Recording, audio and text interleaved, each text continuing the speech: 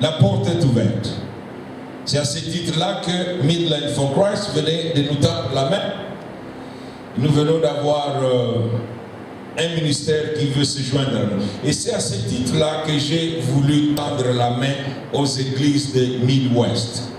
Donc, à vrai dire, je n'ai pas voulu travailler en désordre. J'ai voulu vraiment travailler pour promouvoir l'unité. J'ai vu Pasteur Roger, qui est mon jeune et mon filleul. Il dit, Dieu m'a envoyé ici pour un travail, mais je ne veux pas faire ce travail sans la participation et l'association avec les églises. Et il m'a dit, il y a un homme qu'il faut aller voir, qui est en ce moment le leader de des groupes de pasteurs. Et nous avons trouvé cet homme, Pasteur Anderson, qui aime bien m'appeler Groot. En tout cas, j'ai appris à l'aimer dès le premier jour. Parce que j'ai trouvé que sa réaction, c'était la réaction comme celle de Jean-Baptiste dans le sein d'Élisabeth, en face de Jésus-Christ dans le sein de Marie.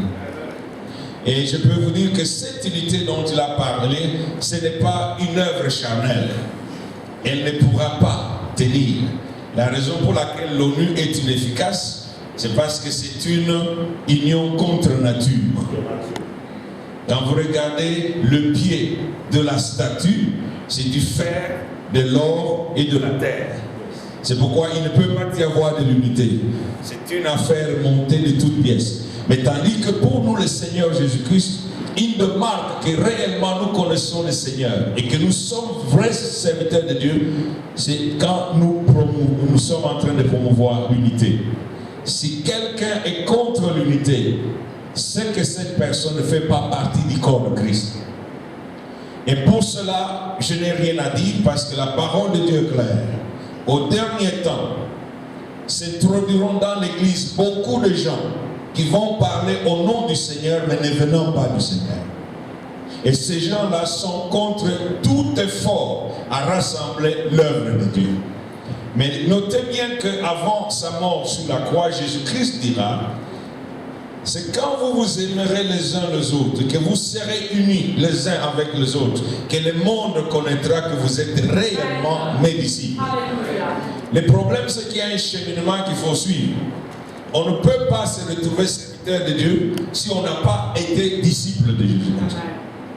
Il y a beaucoup de gens qui ne sont pas des disciples de Jésus-Christ, mais qui ont sauté de classe. Parce qu'aucun serviteur ne peut être plus grand que son maître. Et pour être un serviteur, vous devez d'abord apprendre.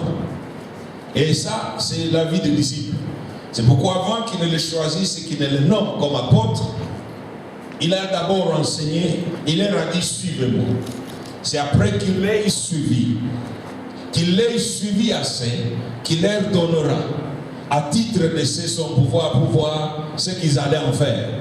Par 2 fois, il a envoyé 12 et 70. Et la Bible nous dit qu'à la fin, il prit sa décision finale. Alors si ce soir, vous vous retrouvez parmi des hommes et des femmes sur qui le choix de Dieu s'est posé, et vous en avez la conscience tranquille que vous avez été appelé pas pour n'importe qui. Partout où je passe, j'avertis toujours chaque assemblée où je me retrouve que peu importe si nous sommes ici ensemble, de 12 que Jésus-Christ avait choisi, il avait dit clairement à ces 12, un de vous est un démon. Yes. Pour une raison que je ne comprends pas, Jésus a passé une nuit dans la prière pour choisir un homme qu'il savait que cet homme allait le trahir. Mais c'était pour accomplir les desseins de Dieu. Alléluia. C'est pourquoi l'adversité dans le ministère, ce n'est plus un problème pour moi. L'adversité me permet d'être confirmé dans mon appel. Amen. Parce que le diable ne s'ajoute jamais contre quelqu'un qui n'a pas été appelé. Si les gens vous jettent des pierres comme j'ai appris, les enfants ne jettent des pierres que sur un arbre qui porte des fruits. S'il n'y a pas de fruits, vous ne verrez pas les enfants avec les pierres. Le diable ne se préoccupe pas des gens qui ne servent pas Dieu. Alors c'est pourquoi si vous êtes serviteur de Dieu, si vous êtes servante de Dieu, alors vous êtes à une bonne place. Mais les serviteurs du diable aussi aiment être autour des serviteurs de Dieu. C'est connu. C'est une histoire qui date de longtemps. Dans le livre de Job, on nous dit que quand le Fils de Dieu vint pour donner des rapports, le diable aussi était autour. Alléluia. Et le Seigneur remarque et prend note de la présence de l'ennemi et lui demande, mais Satan, d'où viens-tu? Je ne sais pas qui vous représentez, parce que je sens l'Esprit de Dieu prendre cette intonation dans mon exposé. Parce que l'Église a déjà beaucoup souffert de la mutilation et de beaucoup d'handicaps. Et l'Église doit être restaurée, doit être guérie, afin de passer à son travail et à une vitesse supérieure. Parce que nous n'avons plus le temps. Toute personne qui croit qu'elle a le temps est une personne dangereuse. Parce que même Satan, dans l'Apocalypse, sait qu'il n'a pas beaucoup de temps. C'est pourquoi j'ai insisté auprès de ce groupe des hommes de Dieu, le pasteur de West Midland et Midland for Christ. J'ai dit, écoutez, j'ai du travail à faire. Est-ce que vous voulez que nous fassions ce travail ensemble? J'avais déjà du travail à faire en Allemagne et en France. Mais Dieu m'avait donné l'ordre de commencer par ici. Pourquoi je commence par ici? Parce que ma famille, mes 3 grands-pères, tous ces pasteurs ont été touchés par des missionnaires anglais.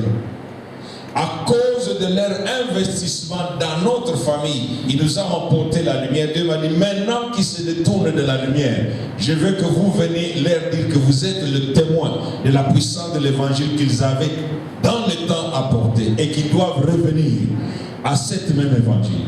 Parce que Dieu a un plan de réveil encore pour le Royaume-Uni. Voilà pourquoi je suis ici. Je suis ici par destin divin. Et c'est un peu curieux que quand je vais dans les missions comme ça, il y a 10 ans j'étais en Allemagne, les jeunes pasteurs qui m'ont accueilli, ils ne me connaissaient pas. Mais pendant que je venais, le Seigneur lui a dit que j'envoie un homme que tu ne connais pas. Et quand je suis venu, il m'a dit oui, le Seigneur m'avait prévenu. Et le Seigneur m'avait donné des promesses pour ce pays-là et pour cette ville. Et je devrais y passer. Je l'ai appelé, 10 ans, il ne voulait pas ouvrir la porte. Et ce que je vous dis est vrai. Pendant qu'il résistait à l'ordre du Seigneur, il a été poignardé presque à la mort. Parce que j'ai quitté les États-Unis avec une parole du Seigneur. Je marcherai devant toi. J'aplanirai les sentiers tortueux. Et j'aplanirai les montagnes. Et je briserai les portes qui ne vont pas s'ouvrir. Parce que le temps est arrivé où Jésus-Christ doit être glorifié et Jésus-Christ seul. Je ne sais pas, bien-aimé, de qui nous sommes serviteurs ce soir. Parce que c'est la question que chacun de nous doit se poser. Parce que mon message et mon exposé ce soir se basera sur les succès d'un ministère qui produit des fruits durables. Quel est le succès d'un ministère qui produit des fruits durables? Nous allons lire avec vous dans l'évangile de Jean au chapitre 15. Et le sous-titre de ce message sera « Serviteur et prisonnier de Christ ». Serviteur, servante et prisonnier de Jésus-Christ. C'est une vérité que j'ai apprise dans des conditions que je n'oublierai pas. Je travaillais avec Campus pour Christ, on venait de lancer le projet du film de Jésus-Christ. Et je me retrouve dans un village en passant Kimpese sur la route allant vers Rosi, un village appelé Malanga, parce que j'étais en train d'évangéliser, j'avais tout le matériel. Je projetais le film de Jésus et je faisais des exposés entre les mobiles que j'ai changés. Je faisais tout moi-même. Et j'avais une missionnaire anglaise américaine qui était en train de m'accompagner. Alors il était 2h du matin, j'étais en train de finir de prêcher et d'inviter les gens à venir au Seigneur. Et 3h on rentrait vers Kimpese. Et elle avait pitié de moi. Il était 4h du matin, elle me disait, là encore j'étais le frère Chisso. Il me dit, frère Chisso, tu es fatigué, je vais te faire quelque chose à manger. J'ai dit non, Ce n'est pas un problème. Il dit non, tu ne peux pas. Alors, quand j'ai fini de manger, il était presque 5h moins, j'ai rentré à ma résidence, à mon guest house, et j'étais en train de demander au Seigneur pourquoi tout le monde dort. Moi, je suis ici à 4h du matin et je dois rentrer dormir à 5h. Pourquoi? Est-ce que c'est ça la vie que tu m'as donnée? La vie à laquelle tu m'as appelé? Et le Seigneur me dira, si tu as accepté de me servir, dès aujourd'hui, tu es mon prisonnier. Ta liberté sera déterminée par ma volonté. Je te placerai où je veux et je te ferai sortir quand je veux. Et quand tu auras fini de faire ce que je te demande de faire, tu rentreras là où je veux que tu restes. Alléluia. Il m'a dit, c'est non négociable. Tu acceptes d'être mon serviteur, tu vas être mon prisonnier à partir d'aujourd'hui. Et je t'ai acquitté. Alors bien aimé, être un serviteur de Dieu, c'est une grande responsabilité, mais il y a aussi des privilèges qui sont liés à cette responsabilité. La parole de Dieu nous dit dans Jean chapitre 15, parce que la base de notre identité en tant que serviteur de Dieu doit venir non seulement de l'appel, mais de la vocation. Il doit y avoir un appel, et à l'appel, le Seigneur attend une réponse, et quand la réponse est oui, alors la vocation est confirmée. La consécration à un appel peut être prédestinée, mais jusqu'à ce qu'on réponde à l'appel. Donc nous n'entrons pas dans l'exercice de nos fonctions, si ce n'est pas l'établissement de cette vocation. C'est pourquoi, bien aimé, Jésus-Christ commence à dire à ceux qui étaient avec lui, regardez avec moi. Dans l'évangile de Jean, Jésus-Christ dit au verset 14, vous êtes mes amis si vous faites ce que je vous commande. Il dit, je ne vous appelle plus serviteur parce que le serviteur ne sait pas ce que fait son maître, mais je vous ai appelé amis parce que je vous ai fait connaître tout ce que j'ai appris de mon Père. Et le verset 16 qui est clé dit, ce n'est pas vous qui m'avez choisi. Aucun homme, aucune femme n'a le droit de s'autoproclamer serviteur de Dieu. Et ici, je peux vous dire que si vous croyez que parce que vous avez été à l'école théologique, cela vous qualifie pour être un serviteur de Dieu, vous êtes sur une mauvaise route à l'église du Christ aux Zaïre pour faire une conférence sur les fondements bibliques du ministère, les structures bibliques d'une église. Un des sujets que j'avais abordé, c'est êtes-vous appelé par Dieu, oui ou non? Et à la fin de mon exposé, la pastorale de Kinshasa était divisée en deux.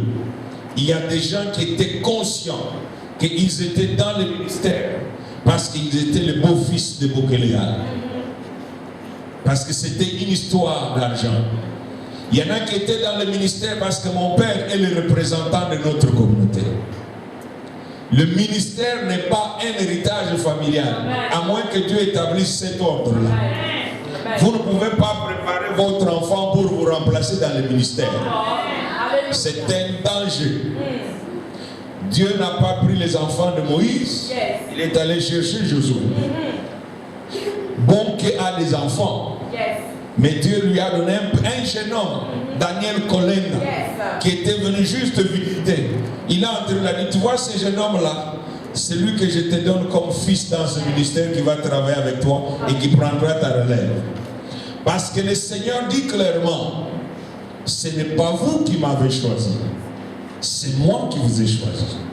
Donc il faut établir cette base d'ores et déjà. Comment êtes-vous entré dans le ministère? Parce que si l'église a des problèmes, c'est parce qu'il y a des gens qui ne nous ont pas appelés. Parce que bien aimé, quand Dieu a appelé cet homme, ancien Afo, n'est-ce pas? Pasteur Afo. Dieu ne m'a pas demandé mon point de vue. Comment puis-je avoir l'audace et le courage de demander à Dieu si Pasteur Afo vient à Londres pour prêcher? Je dis, mais il vient d'où? Qui l'a envoyé ici? Au nom de qui il est? De quel droit ai-je? pour demander à cette personne. Si vous ne voulez pas le recevoir, laissez-le tranquille. Mais si vous voulez travailler avec lui, gloire à Dieu. Un des disciples de Jésus dira à Jésus, nous avons vu quelqu'un qui chasse les démons en ton nom. On l'a empêché. Jésus a dit non.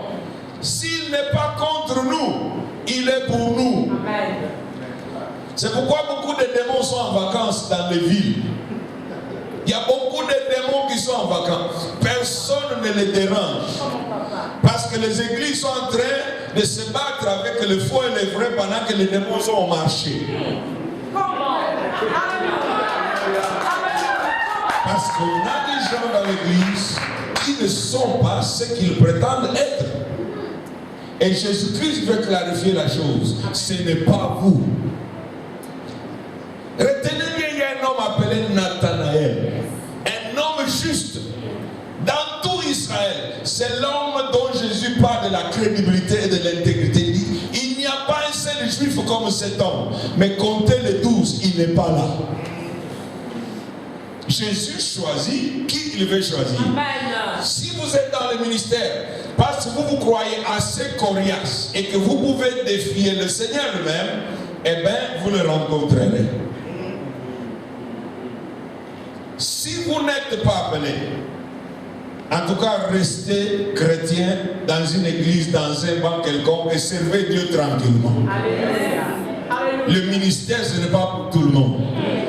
Moi, j'ai voulu rester dans le banc.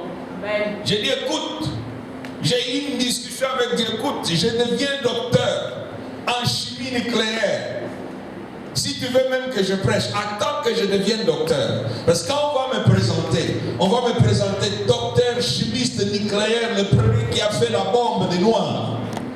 Tu vois, ça va donner beaucoup d'attention.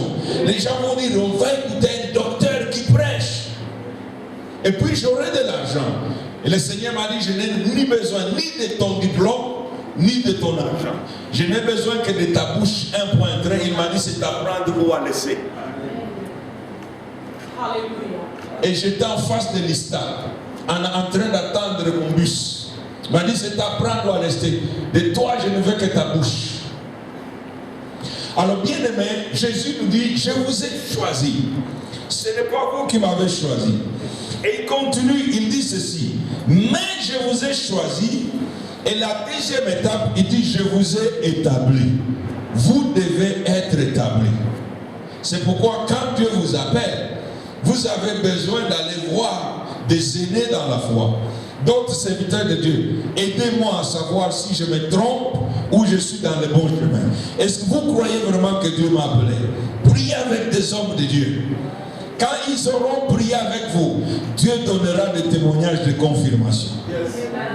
Et à ce moment-là, il vous mettra entre les mains de quelqu'un qui peut vous prendre en charge et dire, viens ici comme un fils. Je vais te montrer le chemin à suivre. Parce qu'on ne peut pas sauter de classe. Nous ne pouvons reproduire que ce que nous sommes. Et si nous n'avons pas été formés, enseignés, nous n'avons pas été à l'école d'un maître quelconque, nous ne reproduirons que ce que nous sommes. Et c'est pourquoi il y a des gens dans le ministère bien qu'appelés, ils produisent beaucoup de dégâts. Parce qu'ils n'ont pas été établi. Pour être établi dans le ministère, il y a un processus.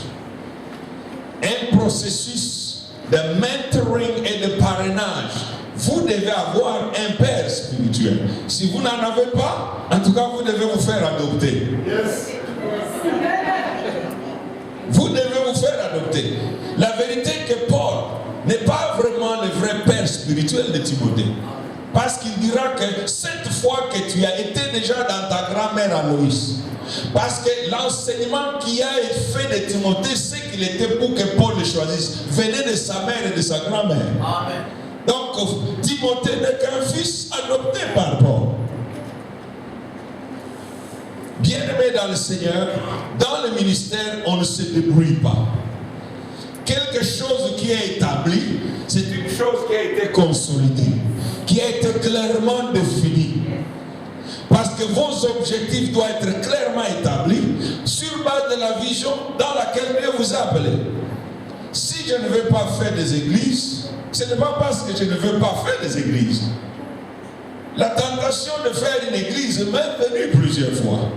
J'en ai commencé, le Seigneur m'a dit, écoute, tu vas fermer celle-là. Parce que ma vision, selon Jean chapitre 10, verset 16, quand je sortais de ma formation, le campus pour Christ donne un enseignement dans les cours que nous recevons. Nous avons tout un cours sur la vision. Et c'est le dernier cours dans la formation des serviteurs de Dieu Campus pour Christ. Et vous devez prendre une semaine de prière et de jeûne en retraite seul.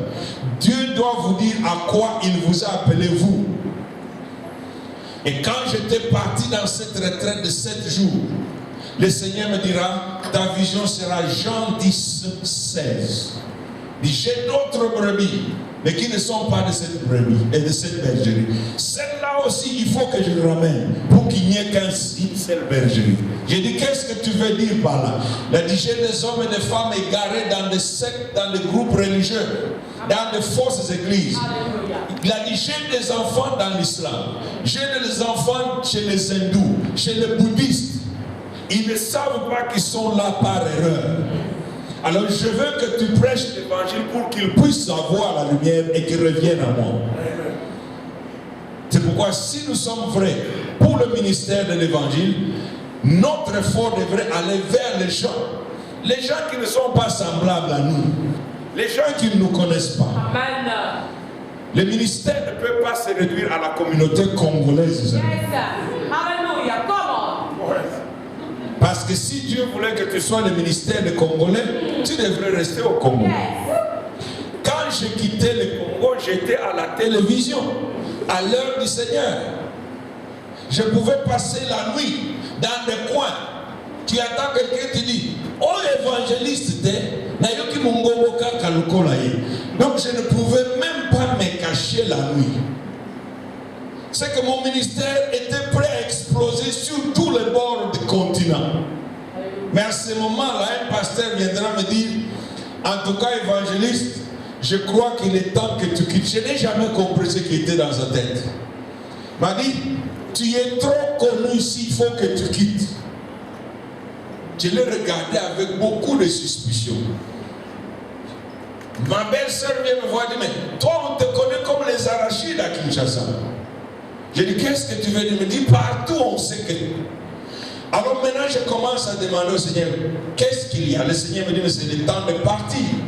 Parce que depuis 1984, Dieu m'avait dit, je t'amènerai aux États-Unis et je t'établirai là-bas. Alléluia. Peu importe ce qui se passe pour moi aux États-Unis, Dieu veut que je sois là. Et quand les temps sont arrivés, maintenant je peux sortir. Alors bien aimé, quand le Seigneur nous dit, moi je vous ai choisi et je vous ai établi. C'est-à-dire, vous n'avez pas le choix de type de ministère que vous allez faire. C'est pourquoi vous ne pouvez pas venir avec votre vision. Il y a des pasteurs qui font des troubles aux gens que Dieu les envoie pour travailler avec eux parce qu'ils ont leur vision au lieu de suivre la vision du Seigneur. Dans quelle vision vous travaillez, la vôtre ou celle du Seigneur? Parce que si moi je suis un ouvrier, la vérité que en fait c'est nous qui amplifions maintenant. Les titres sont devenus quelque chose, je ne sais pas, nous avons la maladie, la démangeaison de titres. Moi je suis l'apôtre.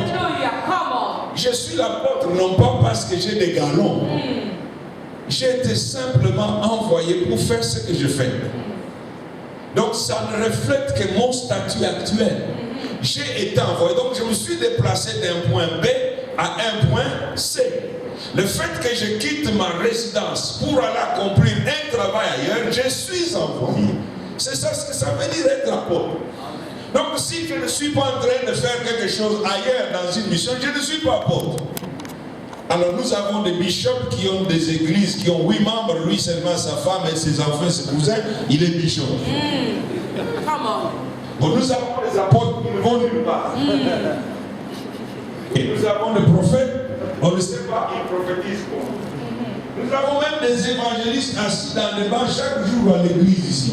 Ils n'amènent pas les gens à l'église. Mais tu es l'évangéliste comment? L'évangéliste sort une prêche, les gens répondent et ils disent, pasteur, toi et moi nous travaillons ensemble. Voilà, tu m'as supporté, je suis parti, voilà, j'ai gagné quelques âmes, j'ai dit, voilà, je connais un vrai homme de Dieu. Parce qu'un évangéliste ne doit travailler qu'avec l'église qui le soutient matériellement et financièrement. Parce que cet homme-là n'a pas de dîmes et des offrandes qu'il récolte. Les âmes que l'évangéliste amène dans votre église, c'est déjà un compte en banque. Vrai ou faux, pasteur? Vos dîmes et vos offrandes viennent de là. Mais lui, il n'a pas d'église. C'est pourquoi vous devez le supporter. Comme ça, c'est pourquoi on a vu des évangélistes se transformer en pasteurs.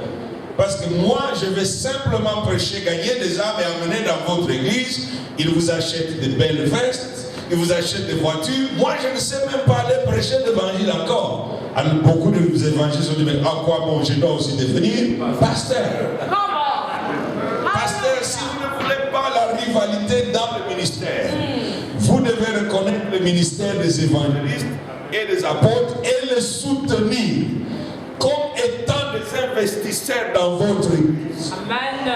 Parce que si moi et vous nous faisons un bon travail dans cette ville, l'église de chaque pasteur qui va travailler avec un cœur sincère ouvert à Dieu va croître 100%. Ça, je vous le dis au nom du Seigneur Jésus-Christ. Aucune semence semée dans une bonne terre ne reste sans reproduire. Alors, bien-aimé, le Seigneur dit, voici la clé d'un ministère qui a le succès, qui produit des fruits durables. Nous avons vu c'est un ministère qui est confié à un homme qui a été choisi. 2, c'est un ministère que Dieu lui-même établit. Il en définit les bases et les concepts. Il en donne la vision.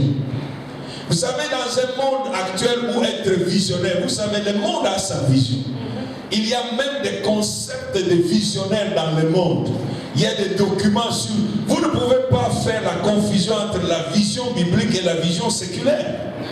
Il y a des gens qui font le mélange, qui prennent des principes de vision dans le monde de compagnies séculaires pour faire entrer ça dans l'église. C'est incompatible. C'est incompatible. Ces principes-là ne sont efficaces que dans le monde matériel, charnel de business. Les principes spirituels doivent être appliqués dans l'environnement spirituel. Parce que la vision de Dieu dans l'homme qu'il appelle ne vient pas de lui comme source de raisonnement et de réflexion personnelle. C'est une révélation. Dieu te donne la vision. Dis, voici ce que je t'appelle à faire. Alors, bien-aimé dans le Seigneur, la parole de Dieu nous dit ceci clairement. Il a dit, afin que vous alliez, un ministère qui veut être efficace, qui doit porter, doit être un ministère extraverti. Ici, nous allons comprendre. C'est un ministère qui doit avoir une cible. L'église n'est pas une cible du ministère. Beaucoup de pasteurs font cette erreur et restent toujours chétifs des années parce qu'ils ne vont pas. C'est en allant qu'on peut gagner. Yes. Le terrain de confrontation n'est pas là où vous êtes. Non. Le terrain de bataille est là où vous allez. Vous devez avoir un champ de travail. Yes. Le Seigneur dit, vous devez aller. Si vous voulez voir un ministère efficace, vous devez y aller. Yes. C'est pourquoi en donnant l'ordre à tous les 12, il n'a pas dit, écoutez, invitez les gens. C'est facile d'inviter. Je vis dans un monde, vous connaissez le monde dans lequel je vis. C'est le monde le plus sophistiqué. On